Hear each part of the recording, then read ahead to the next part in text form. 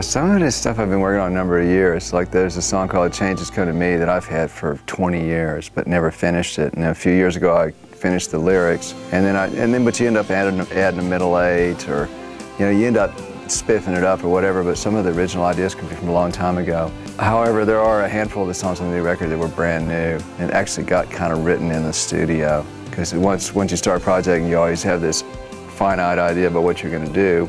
Some of the stuff doesn't end up being as good as you think it is, then there's all these hidden surprises that happen. But a lot of times what doesn't work, you have to just, okay, that's not working, I got to leave that and go to something else. And then also what happens is you'll get an idea for a song right in the middle of a recording and it's contiguous with what you're doing, and then you want to put that with it. That's kind of the way I work. But this record went a lot quicker than most of my records. It's just, I ended up spending 2 years on it, but we cut like 23 songs, and and a lot of them I overdubbed and finished up. I ended up cutting like 2 records. This record is my attempt to step in the direction of becoming more open.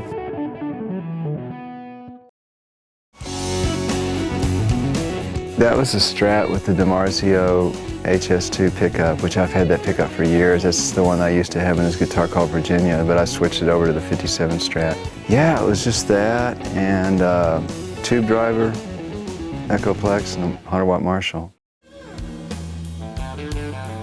That was just an old Les Paul through an old Marshall, 100-watt Marshall, that's it. Oh yeah, there's a fuzz face on one of the leads. I kick in a fuzz face, but mainly it's just a straight tone into the bright channel. It's the same era of Marshall that Clapton used on Fresh Cream, same kind of guitar and everything. It's, pretty much stealing Eric Clapton's Fresh Cream tone. Until I hit the fuzz face, then it gets a little bit more my thing.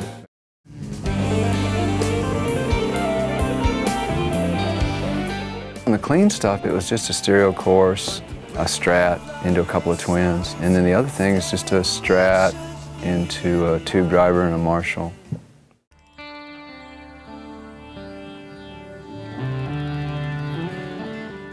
Actually, what that was it was one complete piece that I didn't write anything. I just sat down, and the very first track I just improvised, just whatever, just sat there, turned the machine on, just played.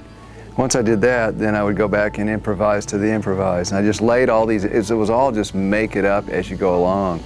And kind of the whole idea when I was doing that was just do whatever you want in the moment and just let happen, and don't have any preconceived ideas or anything. So I just kind of, it was like, coloring, and just do whatever you want. But the more overdubs I got on, the more it kind of started defining what the last overdub would be. So, so very last overdubs when I started putting some melodies in, I had to notate that out just so it would fit all the improvisation I did. But it was one, 6 or 7 minute piece, and then I just like faded in and faded out.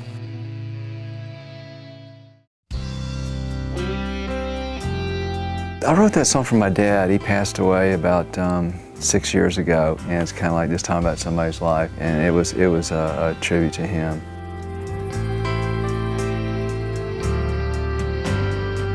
Showed me some pages from the book of your life. Sonny Landreth played on Your Book. Steve Miller sang on Texas, the blues piece. Jimmy Vaughn played on it, and Johnny Lang sang on Austin. And Malford Milligan from Austin, great singer, sang on Brilliant Room. It was fun having different musicians come in, and I had a guy from Nashville named Jason Eskridge came in and did background vocals. He sings for Johnny Lang, background, and he was cool because he came up with all these parts, and you get to see how when you let go for a second, somebody takes the floor and they take it and they just take it somewhere else, and then the imaging gets a little wider. It's kind of cool. I enjoyed that, actually. It's fun. I think I want to do that some more. You can get kind of myopic, if you just sit in your own box and do exactly what you had and you hold your fist real tight. And this kind of was busting out of that a little bit, making me realize that I want to bust out of that even more.